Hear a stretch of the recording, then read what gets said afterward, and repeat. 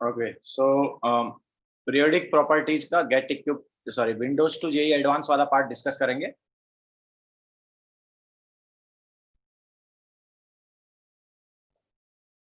ठीक है, थोड़ा वेट कर लेते हैं, देन स्टार्ट करेंगे।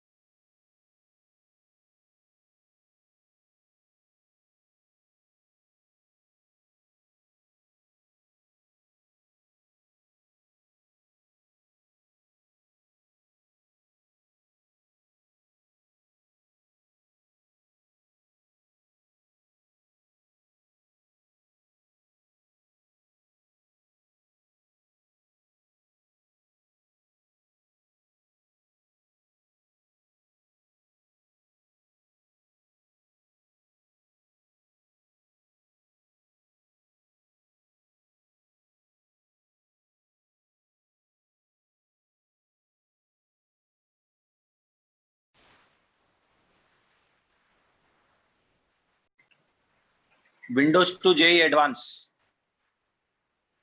विंडो टू जेई एडवांस ही बचा हुआ है ना, वही लेंगे।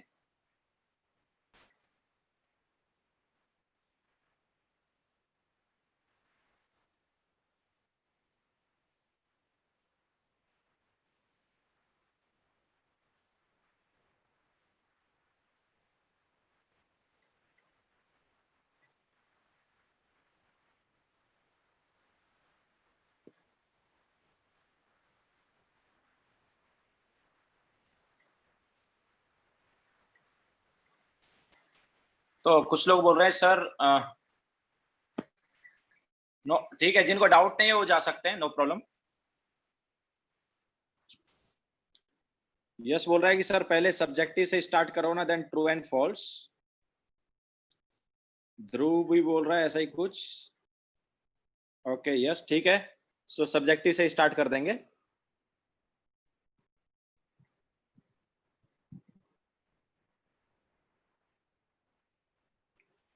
सो विंडो टू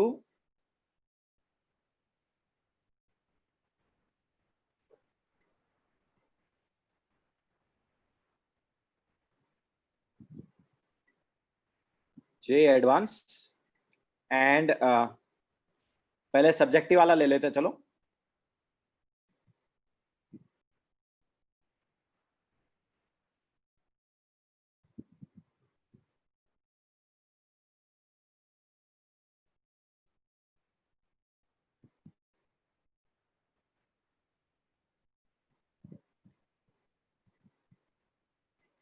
तो सब्जेक्टिव का क्वेश्चन नंबर 1 जो है उसमें क्या है, arrange the following in order of their decreasing ionic size. तो ये सब हम ऑलरेडी वैसे करा चुके हैं, ठीक है। सो फर्स्ट वाला जो आइसो इलेक्ट्रॉनिक है, तो साइज का ऑर्डर क्या रहेगा, O2 negative then F negative, जैसे जैसे चार्ज बढ़ता है साइज कम होता जाता है, Na पॉजिटिव, एंड सबसे कम किसका होगा, Mg2 पॉजिटिव का होगा, ठीक है। सो फर्स्ट वाले में ये हो गया। सेकंड वाले में क्या होगा, increasing first ionization energy.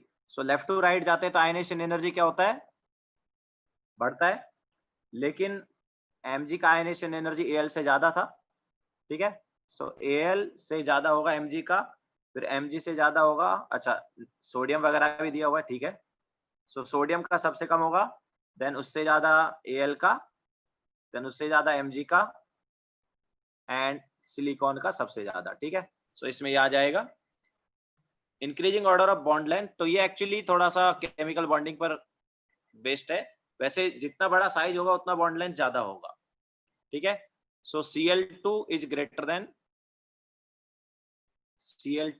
Then F2, okay. Bond length का कुछ ऐसा ही, Cl2 जो है उसका Cl का साइज जो है F2 से ज्यादा होगा, ओके। इसके अलावा दूसरा यहां पर क्या है, सिंगल बॉन्ड जो है और डबल बॉन्ड में अगर हम कंपेयर करेंगे तो single bond and double bond में कंपेयर करेंगे तो सिंगल बॉन्ड का साइज जो है डबल बॉन्ड से बड़ा रहता है, एंड ट्रिपल बॉन्ड का साइज और छोटा हो जाता है, ठीक है। तो कुछ ऐसा हो सकता है ऑर्डर यहाँ पर, ठीक है।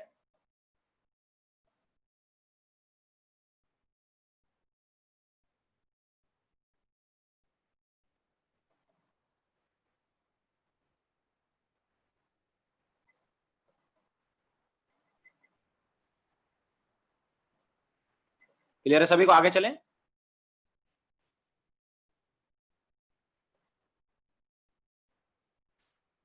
डबल बॉन्ड जो है उसका बॉन्ड लेंथ, मतलब डबल बॉन्ड का बॉन्ड लेंथ सिंगल बॉन्ड से छोटा होता है और ट्रिपल बॉन्ड का सबसे कम होता है। मतलब जैसे जैसे बॉन्ड ऑर्डर बढ़ता है ना, जैसे जैसे बॉन्ड ऑर्डर बढ़ता है बॉन्ड लेंथ कम होता जाता है।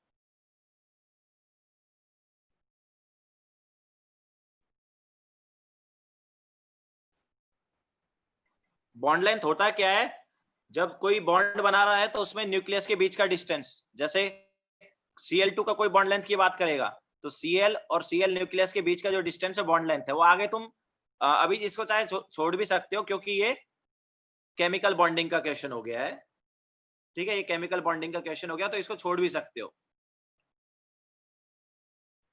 बट डिपेंड करेगा साइज पर।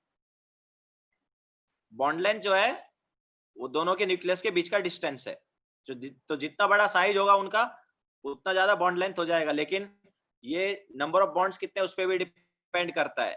जितने ज्यादा नंबर ऑफ बॉन्ड्स उतना बीच का डिस्टेंस कम हो जाता है क्योंकि ओवरलैपिंग होती है। आगे पढ़ोगे इसको तुम, ठीक है, केमिकल बॉन्डिंग में पढ़ लोगे। नाउ नेक्स्ट पर चलते हैं, question number 2, arrange the following in the increasing order of. तो ये भी है को हम ऑलरेडी कर चुके हैं, आइसो इलेक्ट्रॉनिक ही है। तो आइसो इलेक्ट्रॉनिक है तो क्या होगा, S2 नेगेटिव का साइज सबसे बड़ा, देन उससे छोटा Cl नेगेटिव का, देन उससे छोटा Ca2 पॉजिटिव का। अच्छा यहाँ पर Ar जो है वो क्या है, Ar जो है वनड्रोवल रेडियस है, तो Ar का साइज सबसे ज्यादा रहेगा। Ar क्या है, आर्गन है ना, उसके केस में क्या आएगा, वनड्रोवल रेडियस, तो उसका साइज सबसे बड़ा होना चाहिए।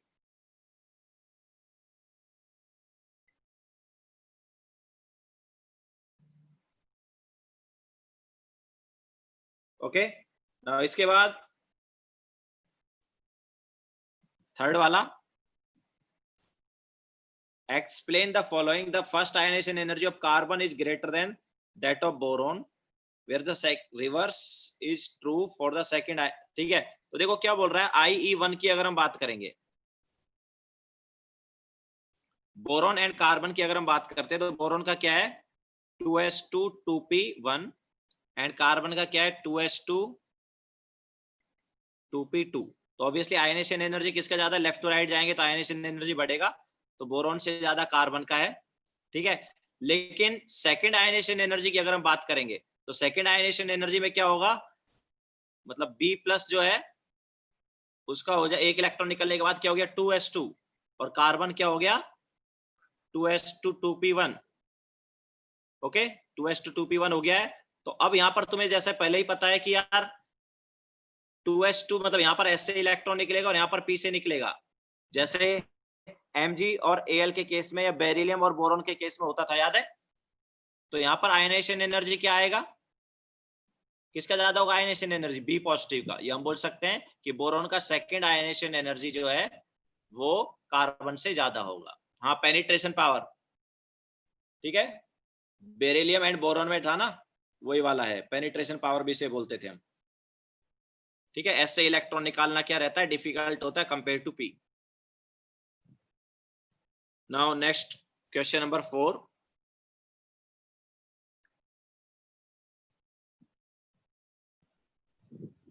तो अरेंज द फॉलोइंग, वही इंक्रीजिंग ऑर्डर आ गया। तो ये ऑलरेडी जैसे हम पहले ही बोल रहे हैं कि करा चुके हैं, सेम चीज बार बार रिपीट हो रही है। तो साइज जो है हमारे पास इस टाइप से वेरी करेगा। अरे इसमें अभी नहीं आएगा, ये पहले का है, जब सब्जेक्टिव एग्जाम होती थी ना तब का है ये।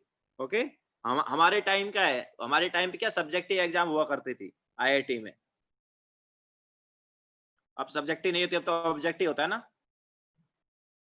तो Na3 negative is greater then O2 negative is, मतलब हमारे टाइम पे सब्जेक्टिव एग्जाम होती थी, मैंने 2005 में दिया था, तो तब तक सब्जेक्टिव एग्जाम होती थी, उसके बाद में ऑब्जेक्टिव होने लगी। तो N3 negative is greater then O2 negative, ठीक है, ये हो गया। देन F नेगेटिव, तो जैसे जैसे जेड बढ़ेगा वैसे वैसे साइज क्या होता जाएगा, कम होता जाएगा। आइसो इलेक्ट्रॉनिक है ना, तो ये हमारे पास हो जाएगा इसमें, ये हम कई बार करा चुके हैं ये। ठीक है, अब इसके बाद फिफ्थ वाला क्या है, compare quantitatively the first and second ionization potential of copper and zinc, explain the observation. तो कॉपर एंड जिंक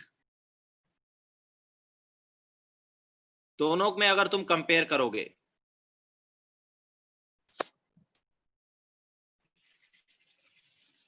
हम अभी करा रहे हैं विंडो टू जेई एडवांस का सब्जेक्टिव वाला पार्ट करा रहे हैं, विंडो टू जेई एडवांस का सब्जेक्टिव वाला पार्ट।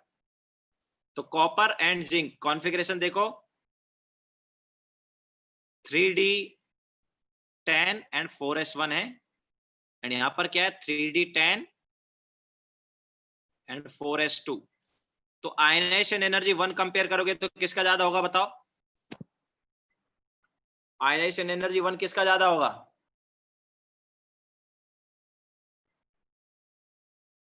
Zn का। क्यों, क्योंकि वो क्या है स्टेबल कॉन्फ़िगरेशन है ना।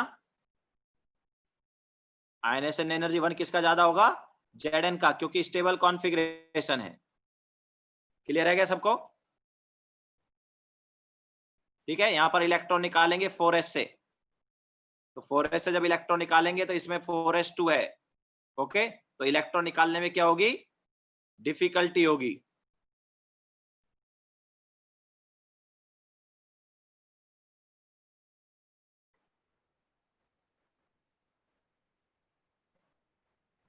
समझा ही नहीं आया, यहां पर इलेक्ट्रॉन निकालने में क्या होगी, डिफिकल्टी होगी नहीं होगी।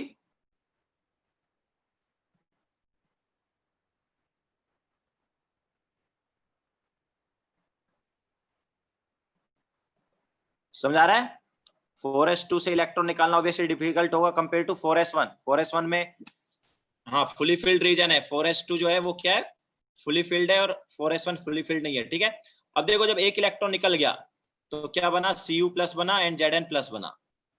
ठीक है, तो Cu प्लस जो है उसका 3D10 हो गया अभी, एंड Zn प्लस का क्या हो गया 3D10 4s1। अब इलेक्ट्रॉन निकालना किधर से डिफिकल्ट हो गया, अब इलेक्ट्रॉन कहां से निकालना डिफिकल्ट हो गया, अभी Cu से डिफिकल्ट हो गया। 3D10 से इलेक्ट्रॉन निकालना ऑब्वियसली डिफिकल्ट होगा। ठीक है, सो आयनाइजेशन एनर्जी 1 की बात करेंगे तो कॉपर का कम Zn का ज्यादा था, बट आयनाइजेशन एनर्जी 2 जो है वो कॉपर का ज्यादा है और Zn का कम है। क्लियर है सभी को?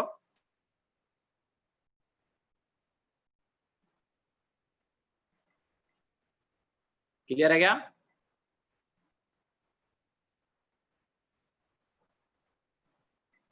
ठीक है, नाउ क्वेश्चन नंबर 6.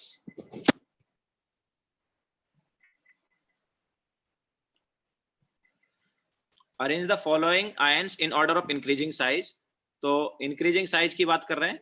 अच्छा, वो एक्चुअली इंक्रीजिंग हर क्वेश्चन में इंक्रीजिंग ही पूछ रहे थे शायद. इंक्रीजिंग वो देख लेना, हमने साइन के साथ लिख दिया था. तो कोई क्या बोल रहा है, कुछ तो डाउट पूछ रहा है. सर सेकंड वाला नहीं समझा. सेकंड वाला क्यों नहीं समझा भाई? सिर्फ एस ऑर्बिटल से निकालना हार्ड होता है ना. अरे देखो क्या है, एस ऑर्बिटल से निकालना हार्ड होता है, बट एस किसका है वो देखो. यहाँ पर हम फोर्थ ऑर्बिट का एस से इलेक्ट्रॉन निकाल रहे हैं और यहाँ पर थर्ड ऑर्बिट के डी से. समझ आया? तो फोर्थ ऑर्बिट के एस से निकालना इजी होगा. ओके, एक इसमें हम डी से निकालेंगे इलेक्ट्रॉन और इसमें हम इसमें एस से निकालेंगे. बट एस और डी किसका है वो भी तो देखो. सेम ऑर्बिट का एस और डी थोड़ी है. डी जो है अंदर वाले ऑर्बिट का है, तो ऑब्वियसली अंदर वाले ऑर्बिट से इलेक्ट्रॉन निकालना डिफिकल्ट है ना. न्यूक्लियस के जितने पास है उतना ज्यादा डिफिकल्ट होगा इलेक्ट्रॉन निकालना. ओके, इसके साथ साथ स्टेबल कॉन्फ़िगरेशन भी है. 3d10 is stable configuration also. ठीक है, एंड 4s1 तो आराम से निकल जाएगा, उससे स्टेबल बन जाएगा. ओके,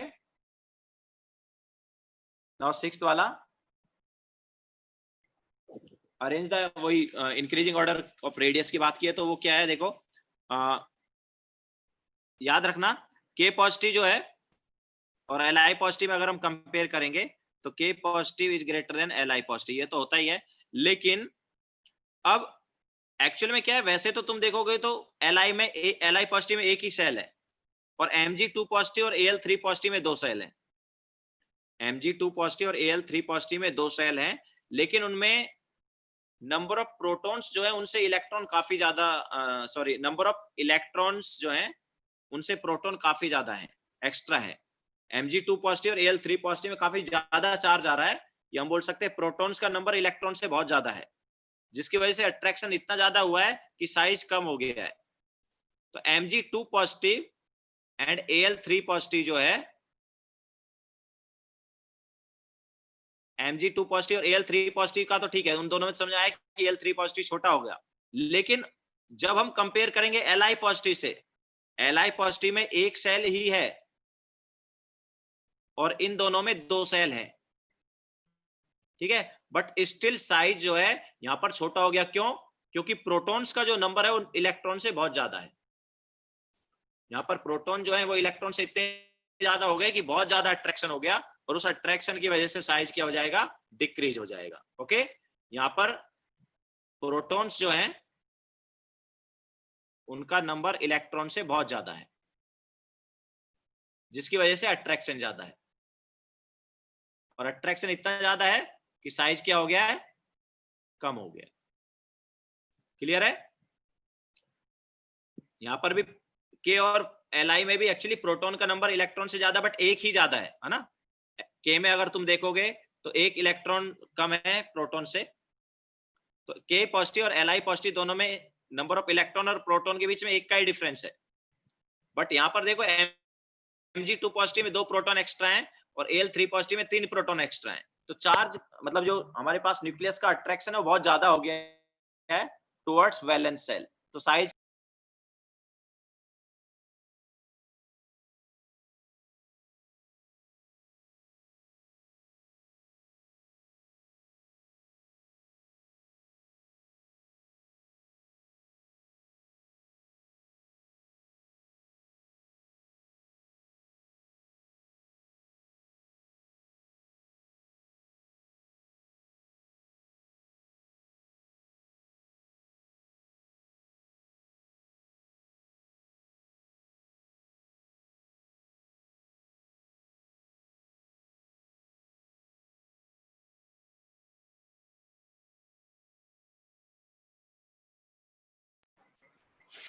ओके, हो गया सबका?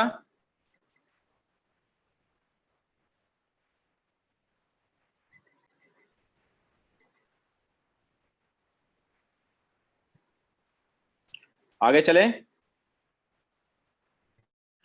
सो ये हमारे पास सब्जेक्टिव वाला पार्ट हो गया है। अब नेक्स्ट हम ले लेते हैं ट्रू फॉल्स, बिकॉज कुछ लोग बोल रहे थे सर पहले ट्रू फॉल्स और सब्जेक्टिव करा दो, तो सब्जेक्टिव करा दिया है। नाउ ट्रू फॉल्स जो है उसमें क्या है, 4 क्वेश्चन है ना।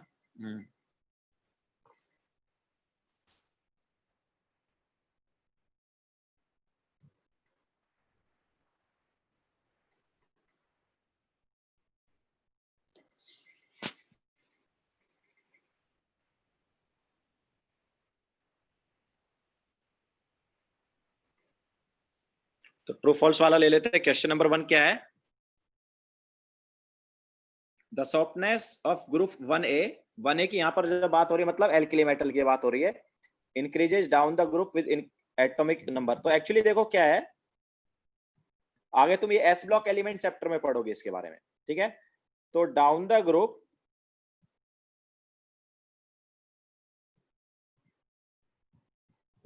क्या होता है, मेटालिक बॉन्डिंग जो है थोड़ी वीक होती जाती है। मेटालिक बॉन्डिंग जो है वो वीक होती जाती है, आगे एस ब्लॉक एलिमेंट चैप्टर में पढ़ोगे। तो मेटालिक बॉन्डिंग वीक होती जाती है जिसकी वजह से ये सॉफ्टनेस जो है बढ़ती जाती है, ठीक है। इसकी वजह से सॉफ्टनेस क्या होगी, इंक्रीज होगी। तो ये करेक्ट है, क्योंकि वो भी यही बोल रहा है कि डाउन द ग्रुप जब हम जाएंगे तो सॉफ्टनेस क्या हो रही है, इंक्रीज हो रही है। तो ऑब्वियसली ये क्या हो गया, ये ट्रू हो गया, ठीक है। नाउ सेकंड वाला क्या बोल रहा है, सेकंड वाला बोल रहा है कि इन ग्रुप 1A मतलब alkali metal the ionisation energy decreases down the group, therefore lithium is poor reducing agent. तो एक्चुअली क्या है, अपने पास ये वाली जो चीज है इसके लिए ऐसा है, लिथियम जो है ये चीज मतलब स्टार्टिंग वाला पार्ट तो करेक्ट है, स्टार्टिंग वाला पार्ट जो है वो करेक्ट है कि डाउन द ग्रुप जो अपने पास ये होता है क्या बोलते हैं, आयनेशन एनर्जी जो है वो डिक्रीज होता जाता है। फर्स्ट वाला पार्ट करेक्ट है, ठीक है।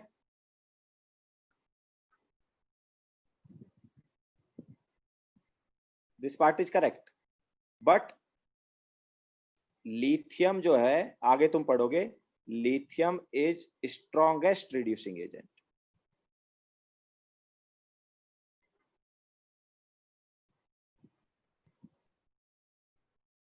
ठीक है, आगे ये भी थोड़ा सा आगे वाले पार्ट से रिलेटेड है, आगे पढ़ोगे इसके बारे में। लिथियम जो होता है ये क्या होता है, स्ट्रॉन्गेस्ट रिड्यूसिंग एजेंट होता है। तो ऑब्वियसली ये ट्रू नहीं हो गया, ये क्या हो गया, फॉल्स हो गया। क्लियर है सभी को। तो फर्स्ट वाला पार्ट करेक्ट था इसका कि लिथियम मतलब down the group ionisation energy decrease हो रही है, बट लिथियम जो है वो पुअर रिड्यूसिंग एजेंट नहीं है, वो स्ट्रॉन्गेस्ट रिड्यूसिंग एजेंट है। हाँ ये चीज अभी याद रखो तुम लोग, ठीक है, अभी करेंटली ये चीज याद रख लो, आगे तुम डिटेल में आगे वाले चैप्टर्स में पढ़ोगे। रिड्यूसिंग एजेंट जो दूसरे को रिड्यूस करता है और ऑक्सीडाइजिंग एजेंट जो दूसरे को ऑक्सीडाइज करता है, ठीक है। आगे वाले चैप्टर्स में इसका रीजन वगैरह पढ़ लोगे, अभी बस याद रखो कि लिथियम जो है वो स्ट्रॉन्गेस्ट रिड्यूसिंग एजेंट है। यस आगे पढ़ोगे, बोला ना, अभी अभी काफी चीजें हैं जो इसमें आती हैं, इन्वॉल्व होती हैं, वो तुम्हें भी नहीं पता चलेगा, ठीक है। अभी जस्ट क्या याद रखो कि लिथियम जो होता है ये स्ट्रॉन्गेस्ट रिड्यूसिंग एजेंट होता है। नाउ नेक्स्ट वाला क्या है, the decreasing order of electron affinity of FClBr is. तो electron affinity down the group क्या होती है, डिक्रीज होती है। तो ऑर्डर होना चाहिए था F then Cl then Br, लेकिन सभी को पता होगा कि क्लोरीन का इलेक्ट्रॉन एफिनिटी फ्लोरीन से ज्यादा होता है, उसकी वजह से हमारे पास जो ऑर्डर है वो ये आ जाता है, ठीक है। सो करेक्ट ऑर्डर ये होगा। तो इसमें क्या दिया है, FClBr दिया, रॉन्ग दिया ना, तो ये ऑब्वियसली क्या हो गया, फॉल्स हो गया। फोर्थ वाला, the basic nature of hydroxide of group 13 decreases progressively down the group. तो जैसा हमने तुम्हें बताया था, मतलब तुम्हें पता होना चाहिए कि एसिडिक स्ट्रेंथ जो है,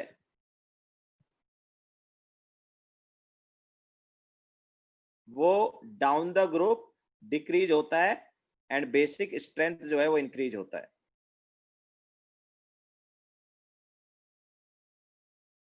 ठीक है, डाउन द ग्रुप किसका? हाइड्रोक्साइड का, ऑक्साइड एंड हाइड्रोक्साइड का। Down the group acidic strength decreases and basic strength increases of oxide and hydroxide. Oxide and hydroxide दोनों के लिए ये चीज है। ठीक है, तो ऑक्साइड एंड हाइड्रोक्साइड का acidic strength down the group क्या होगा? डिक्रीज होगा एंड बेसिक स्ट्रेंथ बढ़ेगा। तो बेसिक स्ट्रेंथ बढ़ेगा, लेकिन उन्होंने क्या बोला है? उन्होंने क्या बोला है? उन्होंने बोला है कि डाउन द ग्रुप क्या होना चाहिए? डिक्रीज होना चाहिए। तो ऑब्वियसली ये भी क्या हो गया? फॉल्स हो गया। ठीक है, बेसिक स्ट्रेंथ तो डाउन द ग्रुप क्या होगा?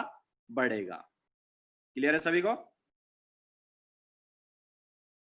Across the period acidic strength increase होता है, उल्टा है। Across the period acidic strength क्या होता है? इंक्रीज होता है।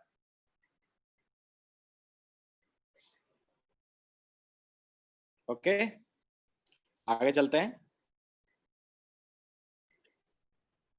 यार वो 3A 3B वगैरह में कंफ्यूज मत हो।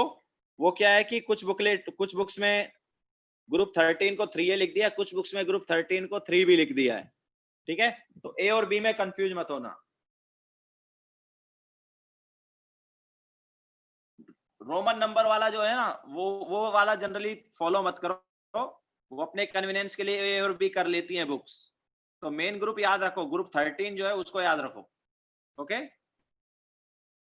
मतलब 1 to 18 वाला जो ग्रुप है वो याद रखो, रोमन नंबर वाला मत याद रखो। वो A से B से A कर लिया जाता है, कुछ बुक्स में A को B लिख दिया जाता है, B को A लिख दिया जाता है। ठीक है, आगे चलें। तो ठीक है, जिनको डाउट नहीं है जा सकते हैं, नो प्रॉब्लम। यस, तुम्हारा हो गया तो तुम जा सकते हो, कोई दिक्कत नहीं है।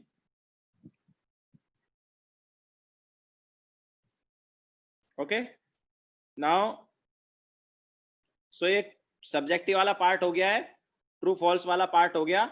नाउ अब हम सिंगल चॉइस से स्टार्ट कर देते हैं। चलो ऑब्जेक्टिव क्वेश्चन से स्टार्ट कर देते हैं आगे। तो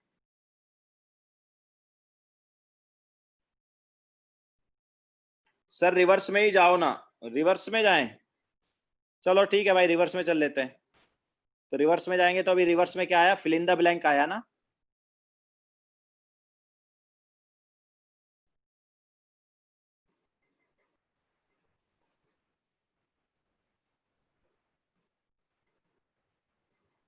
तो फिल इन द ब्लैंक में देखो क्या है, फर्स्ट वाला पार्ट क्या है? The energy release when an electron is added in neutral gaseous atom is called, क्या होता है? क्या होता है? इलेक्ट्रॉन एफिनिटी ना। क्या था? डायरेक्ट डेफिनेशन है।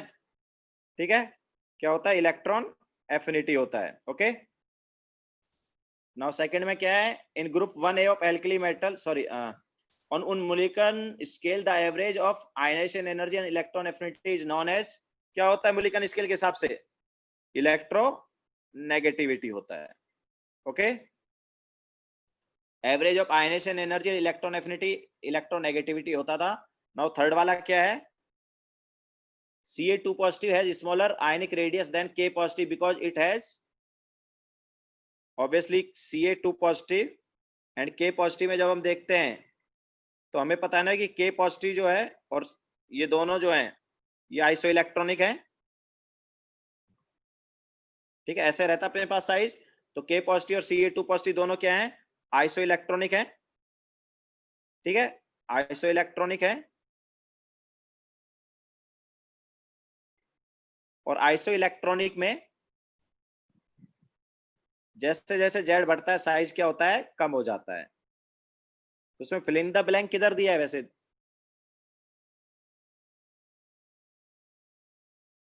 फिल इन द ब्लैंक किधर दिया था? कहीं है ही नहीं। तो वो ये जेड इफेक्टिव बढ़ रहा है ना, इफेक्टिव न्यूक्लियर चार्ज या जेड इफेक्टिव बढ़ रहा है।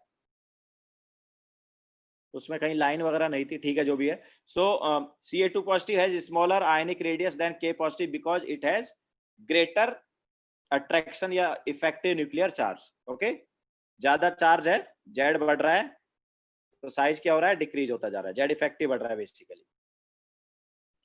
फोर्थ वाले में क्या है, compounds that formally contain Pb4 positive are easily reduce to Pb2 positive, the stability of lower oxidation state is due to inert pair effect, है ना। Pb2 पॉजिटिव जो है वो Pb4 पॉजिटिव से ज्यादा स्टेबल होता है, किसकी वजह से, कौन सा इफेक्ट था वो, इनर्ट पेयर इफेक्ट था ना।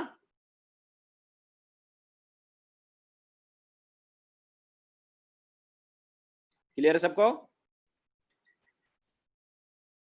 तो ये हमारे पास फिल इन द ब्लैंक वाला पार्ट हो गया है।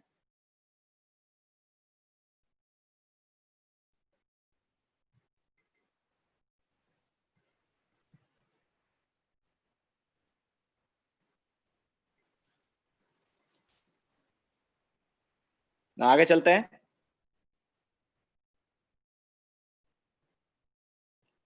तो असर्शन एंड रीजन, लास्ट वाला नहीं समझा रहे, वो तो डायरेक्ट है ना यार, इनर्ट पेयर इफेक्ट होता है ना, Pb2 positive more stable then Pb4 positive, किसकी वजह से, इनर्ट पेयर इफेक्ट की वजह से।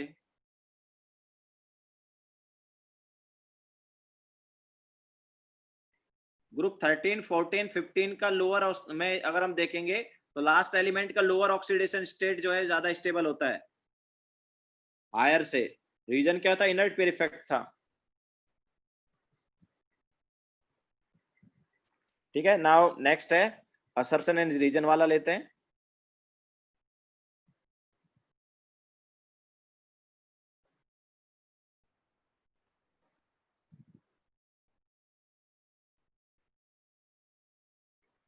तो असर्शन रीजन में फर्स्ट क्या है, अच्छा क्या हमें क्या दिया, ABCD, statement true, statement 1 and 2 true है and 2 is correct explanation of statement 1।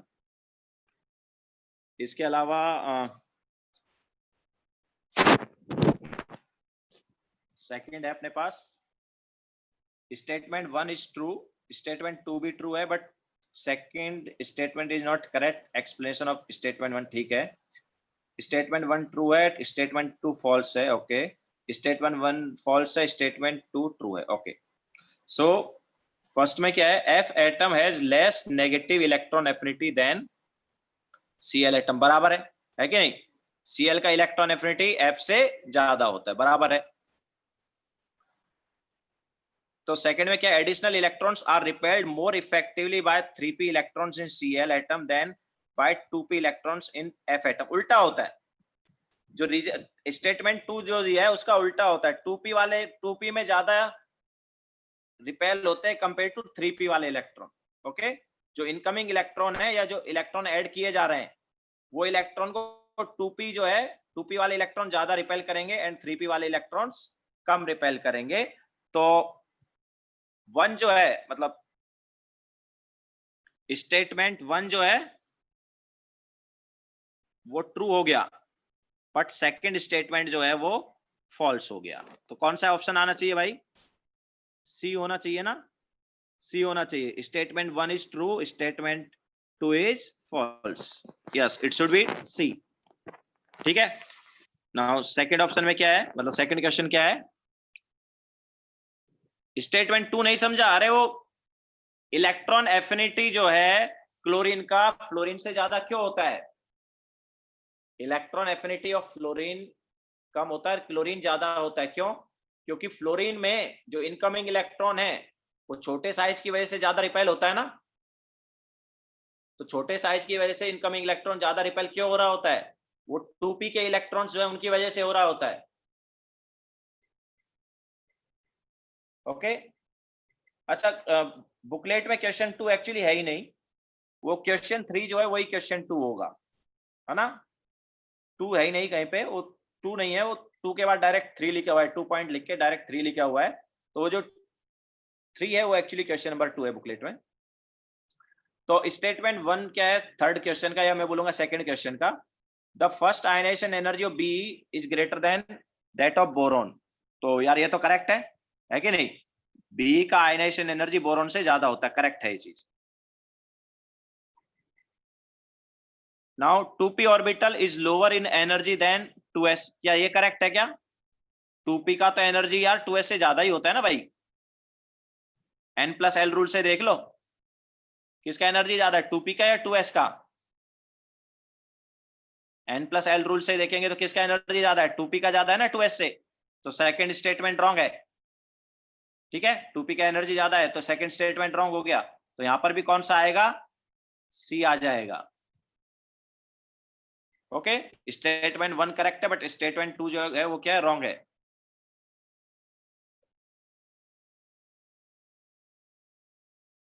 Once iso electronic नहीं भाई, आइसो इलेक्ट्रॉनिक में एनर्जी सेम की बात नहीं होती है, हाइड्रोजन लाइक में एनर्जी सेम होता है।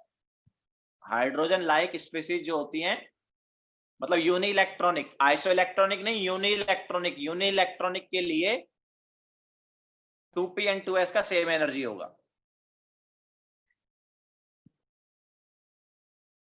आइसो इलेक्ट्रॉनिक और यूनि इलेक्ट्रॉनिक में डिफरेंस है। अबे यहां पर तो किसकी बात हो रही है, बेरिलियम और बोरॉन की बात हो रही है ना, तो बेरिलियम और बोरॉन कौन सा है, यूनि इलेक्ट्रॉनिक है क्या?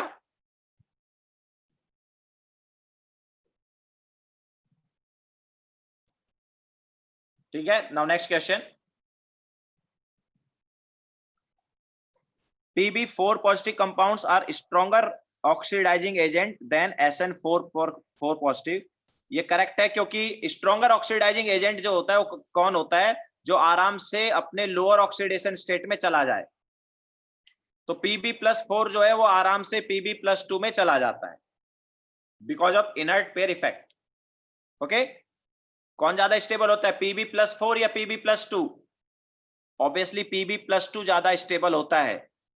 तो Pb+4 जो है वो कम स्टेबल है और Pb+2 ज्यादा स्टेबल है, इसलिए Pb+4 वाला Pb+2 में आराम से चला जाएगा। तो Pb+4 जो है वो अच्छा ऑक्सीडाइजिंग एजेंट होगा, ये करेक्ट है। नाउ सेकेंड वाला स्टेटमेंट क्या बोल रहा है, the higher oxidation state of group 14 elements are more stable for heavier members of group due to inert effect. ये रॉन्ग हो गया, देखो वो क्या बोल रहा है कि हायर वाले जो एलिमेंट है, मतलब नीचे वाले एलिमेंट, ओके, हैवियर वाले, नॉट हायर, हैवियर वाले जो एलिमेंट्स है, हैवियर एटॉमिक नंबर वाले एलिमेंट्स कौन से, जो ग्रुप में नीचे आते हैं।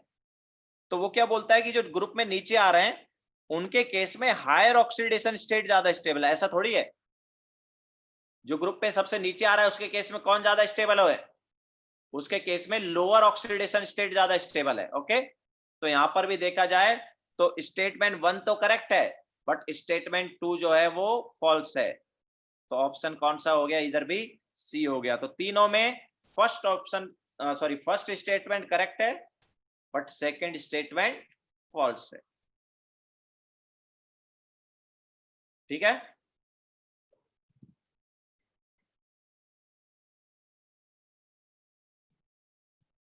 तो ये हमारे पास असर्शन एंड रीजन हो गया है।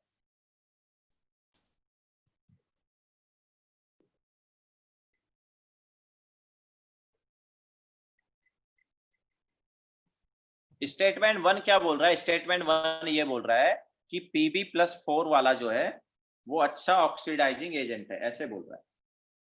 तो Pb+4 जो है वो अच्छा ऑक्सीडाइजिंग एजेंट है, बिल्कुल सही बोल रहा है, क्योंकि अच्छा ऑक्सीडाइजिंग एजेंट क्या होता है, खुद रिड्यूस होता है। तो ये देखो Pb+4 जो है वो Pb+2 में, अच्छा रिडक्शन क्या होता है, लूज ऑफ इलेक्ट्रॉन है ना, कोई अगर अपना इलेक्ट्रॉन लॉस कर देता है तो वो रिडक्शन है। तो Pb+2 जो है अपने इलेक्ट्रॉन जो है वो लूज कर देगा ना। गेन ऑफ इलेक्ट्रॉन क्या होता है, oxidation, sorry gain of electron जो है वो रिडक्शन होता है कि ऑक्सीडेशन होता है, गेन ऑफ इलेक्ट्रॉन, उल्टा लिख दिया हमने एक्चुअली, रुको एक मिनट, उल्टा लिख दिया, sorry, +2 electron left hand side आएगा, हाँ। तो gain of electron is reduction. Okay, तो यहाँ पर क्या है, Pb+4 जो है वो आराम से Pb2+ में चला जाता है। क्यों, क्योंकि कौन सा ज्यादा स्टेबल होता है भाई, Pb+2 ज्यादा स्टेबल होता है। ओके, तो बेसिकली Pb+4 जो है वो क्या होगा, रिड्यूस होगा। Pb+4 क्या होगा, रिड्यूस होगा। और यस, क्या हायर ऑक्सीडेशन स्टेट इज +4 और +2, obviously +4 is higher oxidation state ना यार। 4 और 2 में कौन सा हायर वाला है, 4 है कि 2 है,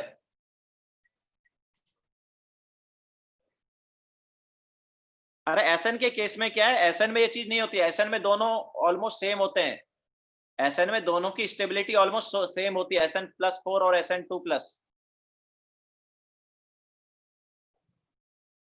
ओके, बट पीबी के केस में क्या है, Pb+4 जो है वो इजीली Pb2 पॉजिटिव में कन्वर्ट हो रहा है। ओके, क्योंकि Pb+2 जो है वो ज्यादा स्टेबल है, तो यहाँ पर Pb जो है वो रिड्यूस होगा, तो दूसरे को क्या करेगा, ऑक्सीडाइज, दैट्स वाई अच्छा ऑक्सीडाइजिंग एजेंट है। बट एसएन के केस में ऐसा नहीं है, एसएन में दोनों की स्टेबिलिटी ऑलमोस्ट सेम होती है, दोनों की स्टेबिलिटी ऑलमोस्ट क्या होती है, सेम होती है वहां पर। और एक्चुअली प्रॉपर देखा जाए तो वहां पर +4 ज्यादा स्टेबल है, एसएन में +2 की बजाय +4 ज्यादा स्टेबल होता है। ठीक है, तो ये हमारे पास असर्शन एंड रीजन वाला पार्ट हो गया है।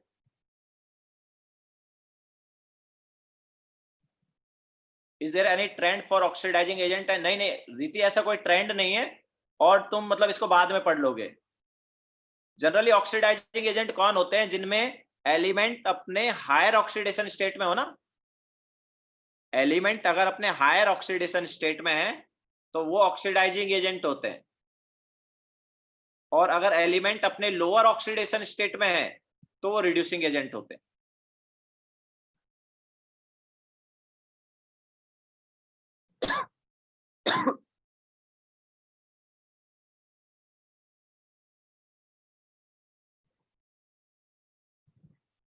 शिवांश खन्ना सर, एक डाउट था, किसी एलिमेंट में एग्जांपल में पी ब्लॉक एलिमेंट है तो इलेक्ट्रॉन पहले पी से निकलता है कैसे? पहले इलेक्ट्रॉन पी से निकलेगा, अगर सेम ऑर्बिट है तो सेम ऑर्बिट में इलेक्ट्रॉन पहले, सेम ऑर्बिट में एस और पी के इलेक्ट्रॉन अगर हैं तो पहले पी से इलेक्ट्रॉन निकलेगा।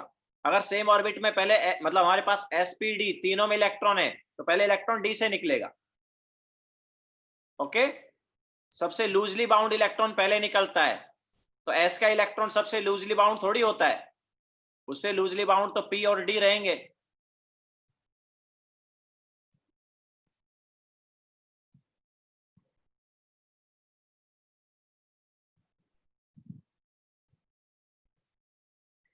वंश वो वैसे ही दिया जाएगा।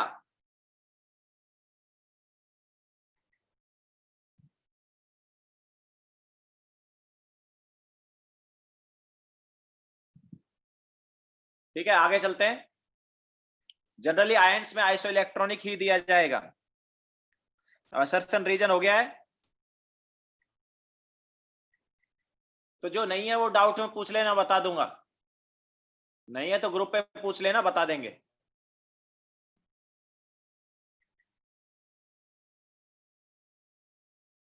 ठीक है, तो असर्शन एंड रीजन के बाद नेक्स्ट हम लेते हैं वन और more than one correct option.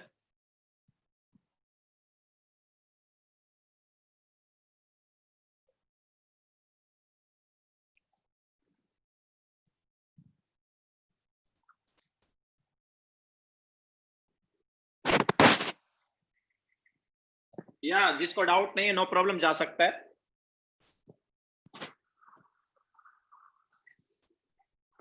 तो वन और मोर देन वन वाला पार्ट लेते हैं अभी।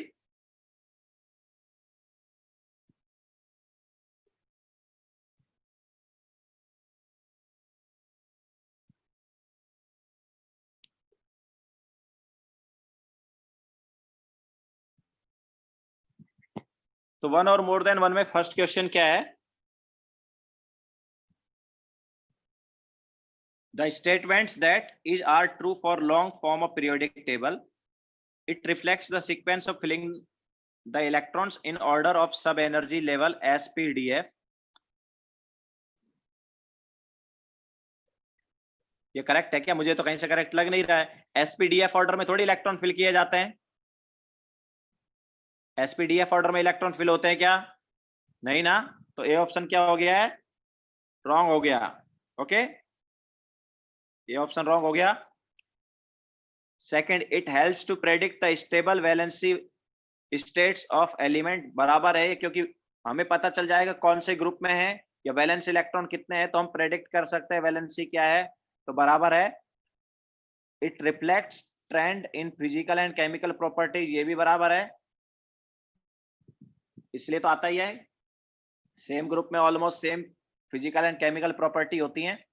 It helps to predict the relative ionicity of bond between any two elements, तो ये भी बराबर है, हमें पता है कि यार पर्टिकुलर ग्रुप वाले एलिमेंट क्या आयन बनाएंगे, ये सब पता होता है हमें, ठीक है। तो obviously B C D correct है, ए जो है वो रॉन्ग है, क्योंकि A B S P D F जो है उस टाइप से इलेक्ट्रॉन नहीं फिल किए जाते, एस थोड़ी पहले एस में इलेक्ट्रॉन गए, फिर पी में गए, फिर डी में गए, फिर एफ में गए, ऐसा नहीं ना। तो फर्स्ट वाला जो है वो क्या है, रॉन्ग था।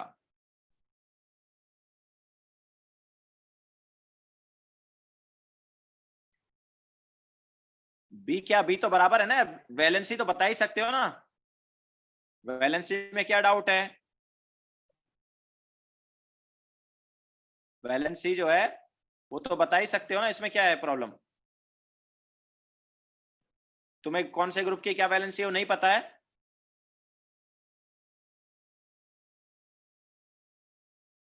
ठीक है। नाउ नेक्स्ट है हमारे पास, the first ionization potential of nitrogen and oxygen atoms are related as, तो किसका ज्यादा होता है भाई, आयनेशन एनर्जी, आयनेशन पोटेंशियल किसका ज्यादा होता है, ऑक्सीजन का कि नाइट्रोजन का, ऑब्वियसली नाइट्रोजन का ज्यादा होता है ऑक्सीजन से।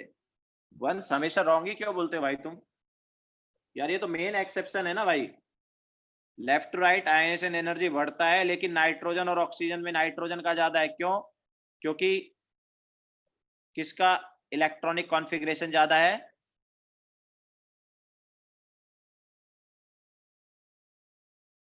किसका इलेक्ट्रॉनिक मतलब स्टेबल कॉन्फ़िगरेशन किसका है, नाइट्रोजन का है ना, 2s2 2p3, और ऑक्सीजन का क्या है, 2s2 2p4, ठीक है।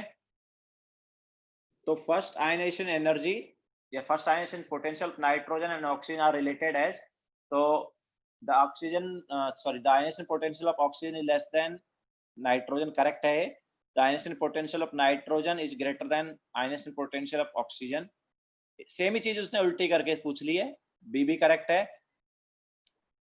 The two ionization potential values are comparable. The difference between ionization potential of nitrogen and oxygen is too large. तो यहाँ पर अगर हम देखेंगे तो देखो लेफ्ट टू राइट, वैसे तो आयनेशन एनर्जी क्या होना चाहिए, left to right ionization energy क्या होना चाहिए, बढ़ना चाहिए, ठीक है, क्योंकि जेड इफेक्टिव बढ़ता है, left to right ionization energy क्या होना चाहिए, बढ़ना चाहिए, क्यों, क्योंकि जेड इफेक्टिव बढ़ता है, लेकिन स्टेबल कॉन्फ़िगरेशन होने की वजह से आयनेशन पोटेंशियल या आयनेशन एनर्जी क्या हो गया, कम हो गया, ओके। तो दोनों फैक्टर को अगर हम यहां पर कंपेयर करने लगे, दोनों फैक्टर को अगर कंपेयर करने लगे तो ऐसा है कि यार ए भी तो ठीक है, करेक्ट है ही। अब एक बार अगर हम इसका एनर्जी देखेंगे, आयनेशन एनर्जी का अगर वैल्यू देखें, तो आयनेशन एनर्जी के वैल्यू के लिए देखो पीरियोडिक टेबल तुम्हारे पास है ही, ठीक है। अब उस वैल्यू से देखो कि वो कंपेरेबल वैल्यू है कि नहीं, वैसे तो मैं तो बोलूंगा कि कंपेरेबल वैल्यू है, क्योंकि ज्यादा डिफरेंस नहीं लेंगे हम, ठीक है। क्यों, मतलब इसको तुम ऐसे सोच सकते हो कि लेफ्ट टू राइट गए तो आयनेशन एनर्जी बढ़ना चाहिए था बिकॉज ऑफ जेड इफेक्टिव, ठीक है, उसकी वजह से बढ़ना चाहिए था, एंड स्टेबल कॉन्फ़िगरेशन की वजह से क्या हो गया है, कम हो गया, नाइट्रोजन का स्टेबल कॉन्फ़िगरेशन आया तो उसकी वजह से नाइट्रोजन का ज्यादा आ गया, तो दोनों फैक्टर की वजह से मतलब ऑलमोस्ट पास पास में वैल्यू रहेगी, ओके। सो एबीसी यहां पर करेक्ट आना चाहिए, तो ऑब्वियसली फिर डी फॉल्स हो जाएगा, सी और डी में से एक करेक्ट होगा, है ना, तो सी और डी में से तुम एक को करेक्ट मानोगे, तो मेरे ख्याल से मतलब कितना है एक्चुअली, वैल्यू क्या है, वैल्यू देखो एक बार, कितना कितना वैल्यू दिया बुकलेट में, नाइट्रोजन का कितना है, नाइट्रोजन का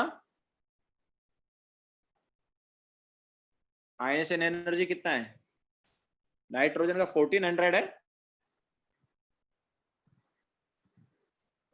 एंड इसका ऑक्सीजन का कितना है, 1313 किलो जूल में है क्या ये, ओके। तो डिफरेंस एक्चुअली काफी ज्यादा है, डिफरेंस काफी ज्यादा है, डी आना चाहिए, ओके, कंपेरेबल वैल्यू थोड़ी है, तो डिफरेंस ज्यादा है ना, तो ए बी डी आना चाहिए। सी रॉन्ग है, डी ट्रू है।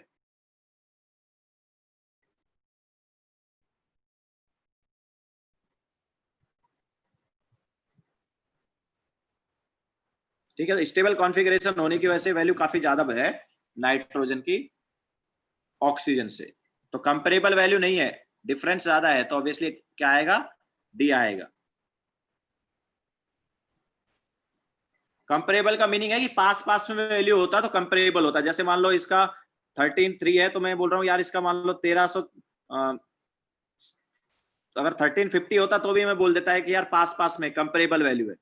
बट इसका 13 होने के साथ इसका कितना हो गया, दूसरे का 1400 हो गया, तो काफी ज्यादा डिफरेंस आ रहा है ना यार, काफी ज्यादा डिफरेंस आ रहा है। कंपेरेबल वैल्यू मतलब पास पास में वैल्यू। तो डी जो है वो करेक्ट होगा, डी करेक्ट होगा, क्योंकि क्या है, डी में क्या है, the difference between the ionization potential of O and N is too large. Too large भी नहीं बोल सकते लेकिन यार, इसको टू लार्ज बोला है ना, वो भी रॉन्ग है। टू लार्ज बहुत बड़ा डिफरेंस भी थोड़ी है ये, तो क्या बोलेंगे, कंपेरेबल ही बोलेंगे फिर। टू लार्ज डिफरेंस नहीं है वैसे, है ना, तो फिर क्या लें, कंपेरेबल बोल देंगे फिर, है ना, पास पास में ही बोल देंगे, तो एबीसी आ जाएगा फिर। ठीक है, कंपेरेबल वैल्यू बोल देते हैं, चलो, तो एबीसी होगा। ओके ना, आगे चलते, वैसे भी मतलब ठीक है, ज्यादा उतना बड़ा डिफरेंस नहीं लेंगे। टू लार्ज मतलब बहुत बड़ा आ जाता, लाइक जैसे 1400, 2000, या मैं बोल रहा हूँ 1300, 2000 वगैरह आ जाता, तो उसे टू लार्ज बोल देते हैं ना, बट उतना ज्यादा डिफरेंस भी नहीं आ रहा है। नाउ नेक्स्ट लेते हैं। हाँ, ये स्मॉल डिफरेंस में कंसिडर किया जाएगा, टू लार्ज में नहीं है। ओके, नाउ नेक्स्ट है थर्ड वाला।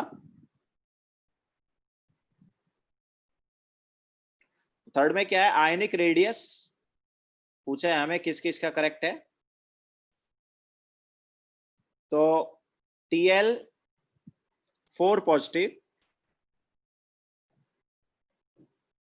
And Mn 7 positive.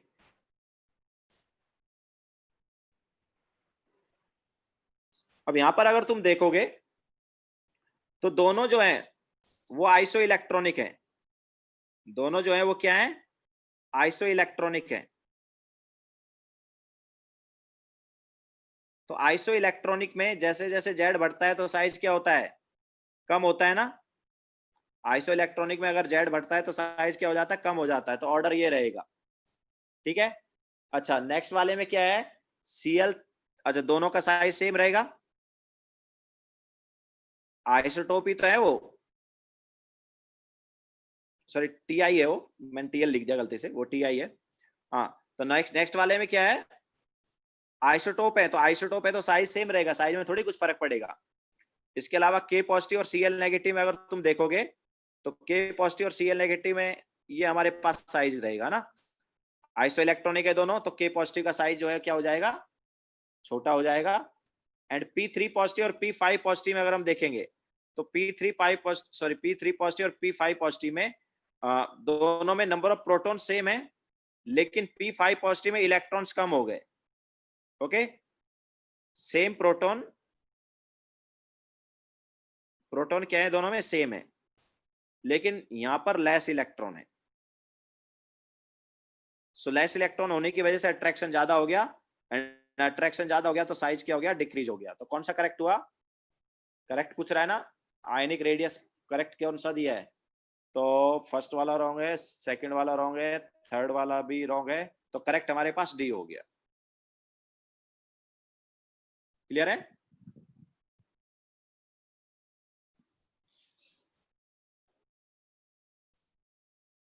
सी क्यों करेक्ट होगा, के पॉजिटिव स्मॉल है ना भाई, ऑप्शन में के पॉजिटिव ग्रेटर दिया है।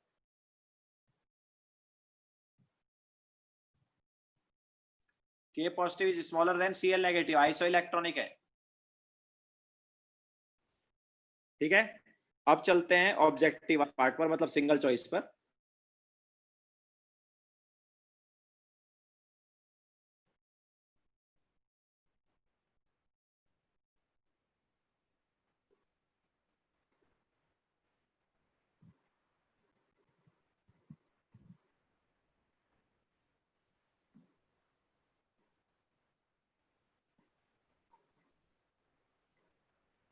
तो क्वेश्चन नंबर 1,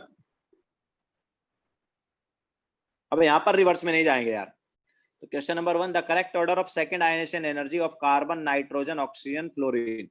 तो कार्बन, नाइट्रोजन, ऑक्सीजन, फ्लोरीन। तो सेकंड आयनेशन एनर्जी के लिए हमें क्या देखना चाहिए, इनका इलेक्ट्रॉनिक कॉन्फ़िगरेशन। ओके, तो basically C positive, N positive, O positive and F positive को देखो। ओके, तो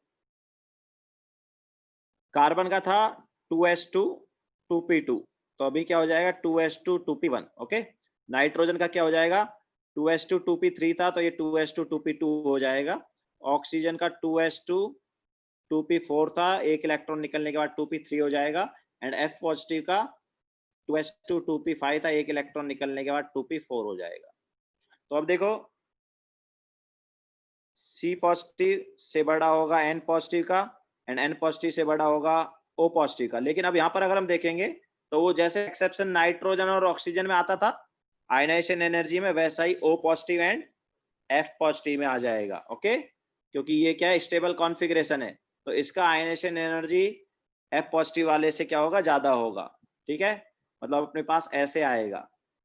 तो इसको जब प्रॉपर ऑर्डर में लिखेंगे तो ये आ जाएगा। तो इनका आयनाइजेशन एनर्जी का जो ऑर्डर है वो अपने पास ये रहेगा। ओके, सो बेसिकली ये जो हमने ऑर्डर लिखा है, किसका लिखा है, this is order of second ionization energy. Okay, so IE2 का ऑर्डर एक्चुअली क्या होगा, IE2 ऑफ Cl वगैरह लिखेंगे अगर हम, विद मतलब C is greater then N is greater then F is greater then O। कौन सा ऑप्शन करेक्ट हुआ, सबसे ज्यादा O का होगा। कौन सा ऑप्शन करेक्ट है, बी ऑप्शन ना।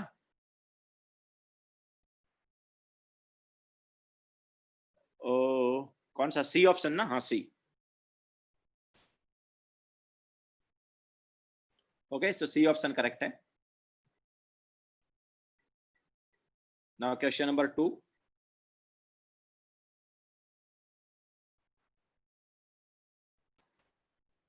The element with highest first ionization energy. तो किसका होगा, लेफ्ट टू राइट बढ़ेगा ना, बोरॉन से ज्यादा कार्बन का, कार्बन से ज्यादा नाइट्रोजन का, और नाइट्रोजन से ज्यादा ऑक्सीजन का। लेकिन एक्सेप्शन आता था, ऑक्सीजन से ज्यादा किसका होता है, नाइट्रोजन का होता है। तो आंसर क्या होगा, आंसर हो जाएगा नाइट्रोजन, सी ऑप्शन। ओके,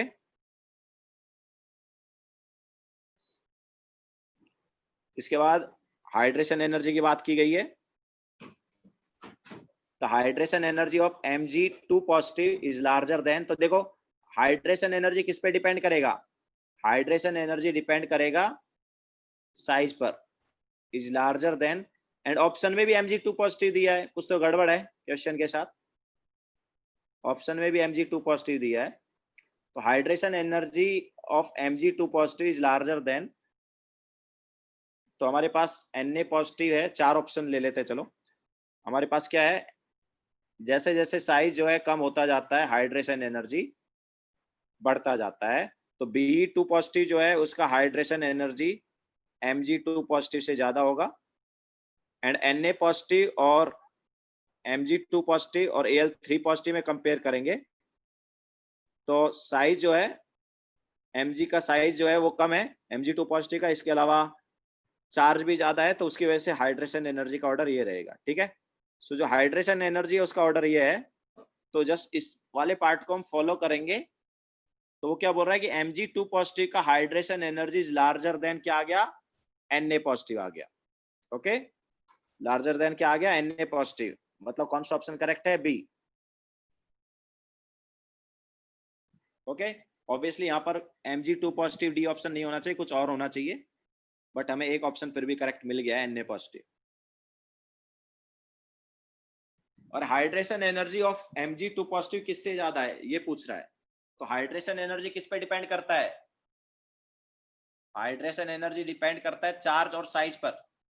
जितना ज्यादा चार्ज उतना ज्यादा hydration energy.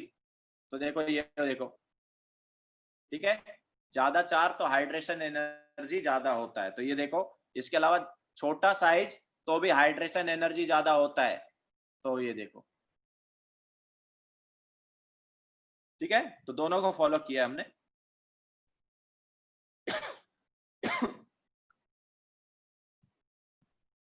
Now next question. अरे डी क्यों नहीं है? क्योंकि यार क्वेश्चन में भी Mg2 पॉजिटिव दिया है और ऑप्शन में भी Mg2 पॉजिटिव दिया है। Mg2 पॉजिटिव का hydration energy is larger than that of Mg2 positive, ऐसे थोड़ी होगा, इसलिए डी नहीं है ना भाई। क्वेश्चन तो पढ़ो एक बार। द हाइड्रेशन एनर्जी ऑफ सी क्यों नहीं है? अरे यार क्वेश्चन में क्या बोला है कि Mg2 पॉजिटिव का हाइड्रेशन एनर्जी किससे ज्यादा है? B2 पॉजिटिव से ज्यादा है क्या? किससे ज्यादा है Mg2 पॉजिटिव का हाइड्रेशन एनर्जी? Na पॉजिटिव से ज्यादा है ना। तो फिर C क्यों नहीं है, D क्यों नहीं है, क्यों पूछ रहे हो?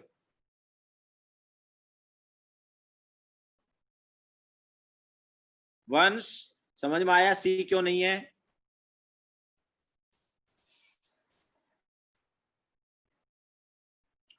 आयुष क्वेश्चन में आयनाइजेशन एनर्जी नहीं पूछा है, हाइड्रेशन एनर्जी पूछा है।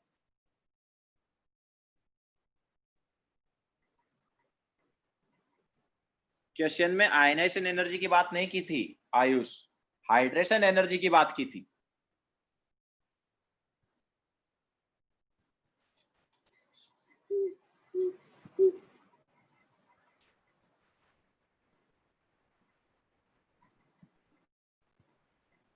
सर अभी का नहीं तो कब का डाउट पूछ रहा है भाई तू?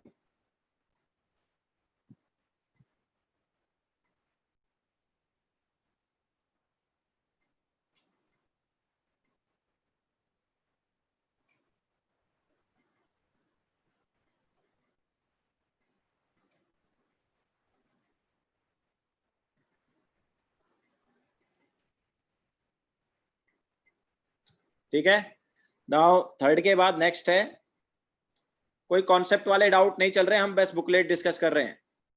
तो जिनको कॉन्सेप्ट में डाउट है वो बुकलेट जो सॉल्यूशन है वही देखो।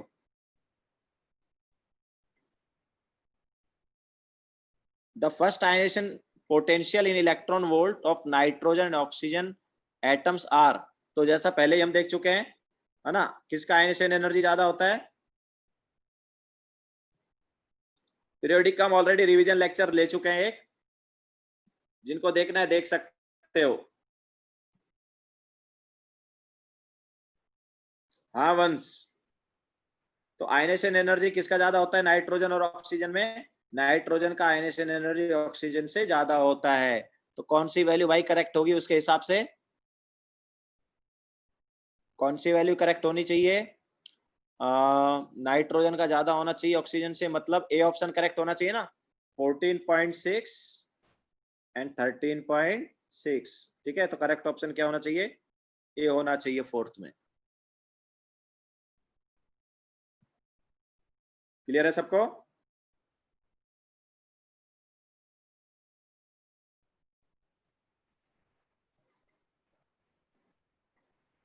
ठीक है, नाउ क्वेश्चन नेक्स्ट वाला लेते हैं।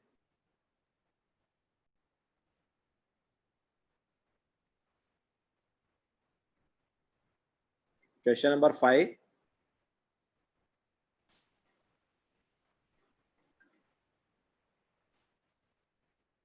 क्वेश्चन नंबर 5 में क्या, atomic radius of fluorine and neon in angstrom units are respectively. तो देखो किसकी रेडियस ज्यादा होती है, लेफ्ट टू राइट। वैसे तो आयनेशन एनर्जी कम होना चाहिए, सॉरी रेडियस कम होना चाहिए, लेकिन फ्लोरीन से ज्यादा हो जाता है नियोन का। क्यों? क्योंकि इसका क्या होता है, वंडरवॉल वाला होता है।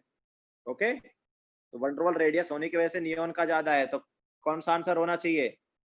ऑब्वियसली फर्स्ट वाला आंसर होना चाहिए, 0.72 and 1.6. Okay, so option A is correct. Sixth में the electronegativity of following elements increases in the order. तो हमें क्या दिया, carbon, nitrogen, silicon, phosphorus. Okay, carbon से ज्यादा नाइट्रोजन का और सिलिकॉन और फास्फोरस में किसका ज्यादा है? लेफ्ट टू राइट इलेक्ट्रोनेगेटिविटी क्या होगा, बढ़ेगा ना। तो सिलिकॉन से ज्यादा फास्फोरस का। इसके अलावा कार्बन का सिलिकॉन से ज्यादा एंड नाइट्रोजन का फास्फोरस से ज्यादा। ठीक है, तो सबसे कम सिलिकॉन का होगा और सबसे ज्यादा नाइट्रोजन का होगा। सबसे कम सिलिकॉन का, सबसे ज्यादा नाइट्रोजन का। तो कौन सा वाला आएगा? तो ये पूरा ऑर्डर अगर हम देखें तो it should B nitrogen, carbon, silicon, phosphorus. ये अपने पास ऑर्डर होगा।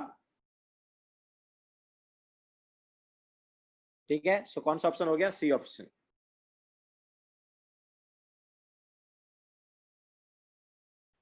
क्लियर है सबको?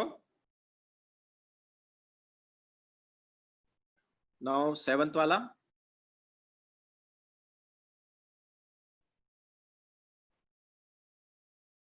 the first ionization potential of Na, Mg, Al and Si are in the order। तो Na से ज्यादा Mg का, देन Mg से कम हो गया Al का, एंड देन Al से ज्यादा हो गया Si का। ठीक है, तो इस टाइप से है, बट यहाँ पर कौन सा ऑप्शन इसे मैच कर रहा है? एकदम ए ऑप्शन ही मैच कर गया ना। यस, ए ऑप्शन मैच कर गया। Left to right electronic sorry ionization energy बढ़ता था, बट Mg और Al में एक्सेप्शन आ गया था।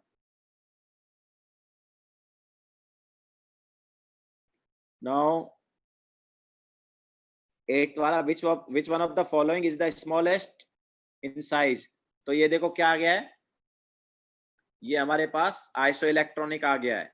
तो आइसो इलेक्ट्रॉनिक में साइज कैसे वेरी होगा?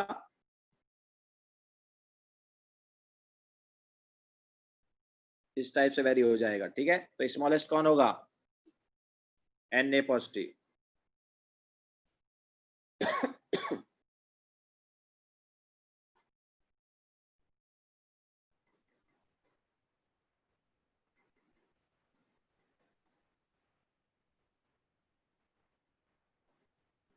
इलेक्ट्रोनेगेटिविटी का तो वैल्यू याद रखना है ना, कुछ कुछ का। तो लेफ्ट टू राइट इलेक्ट्रोनेगेटिविटी बढ़ा तो ये बढ़ गया, लेफ्ट टू राइट इलेक्ट्रोनेगेटिविटी बढ़ा तो ये बढ़ गया, डाउन द ग्रुप इलेक्ट्रोनेगेटिविटी कम हुआ तो देखो ये आ गया। तो ऐसे हमने कंपेयर कर लिया, देन देखा कि सबसे कम किसका आ रहा है? यहाँ पर सबसे कम सिलिकॉन का आ रहा है और सबसे ज्यादा फॉस्फोर नाइट्रोजन का आ रहा है।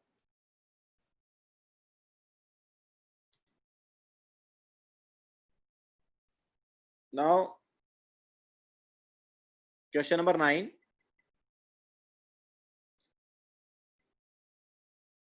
फर्स्ट वाले ग्रुप का सेकंड ग्रुप से, सॉरी फर्स्ट वाले सेकंड पीरियड का थर्ड पीरियड से ज्यादा होता है इलेक्ट्रोनेगेटिविटी।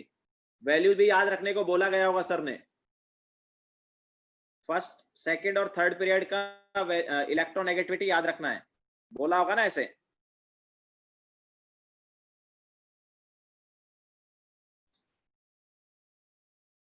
ठीक है, now question number 9, amongst the following elements whose electronic configuration are given below, the one having the highest ionization energy।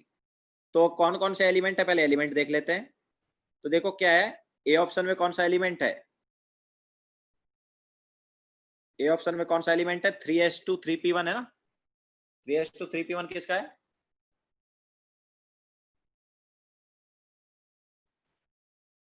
Three S two three P one किसका होता है? एल्यूमिनियम का। ठीक है, तो एल्यूमिनियम हो गया एक। 3s2 3p किसका है? फॉस्फोरस का। ठीक है, तो ए ऑप्शन जो है एल्यूमिनियम हो गया। बी ऑप्शन जो है वो क्या हो गया?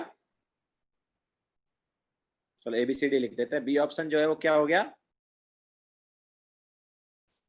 3s2 3p3 क्या होता है? फॉस्फोरस। सी ऑप्शन क्या है? 3s2 3p2 silicon. And last वाला क्या है? 4s2 4p3 AS. Okay, तो amongst the following the one having the highest ionization energy, तो सबसे ज्यादा आयनेशन एनर्जी भाई किसका है इसमें? फॉस्फोरस का ही है ना. Left to right ionization energy बढ़ रहा है.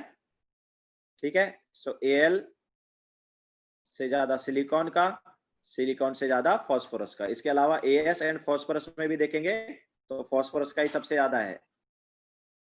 ठीक है, तो सबसे ज्यादा किसका है आयनाइजेशन एनर्जी? फास्फोरस का. और फास्फोरस का मतलब बी का.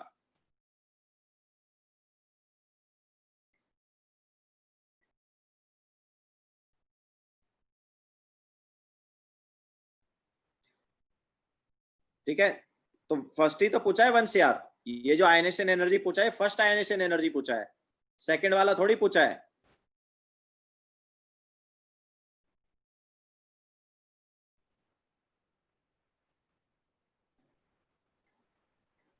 Yes स्टेव, solving based question periodic में नहीं है. इनऑर्गेनिक केमिस्ट्री मेनली जो है वो थियोरेटिकल वाला पार्ट है, उसमें न्यूमेरिकल्स वगैरह नहीं है. ठीक है, नाउ नेक्स्ट लेते हैं.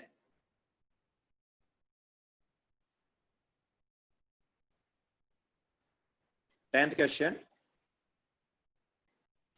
तो टेंथ में क्या है? The statement that is correct for the periodic classification of element is.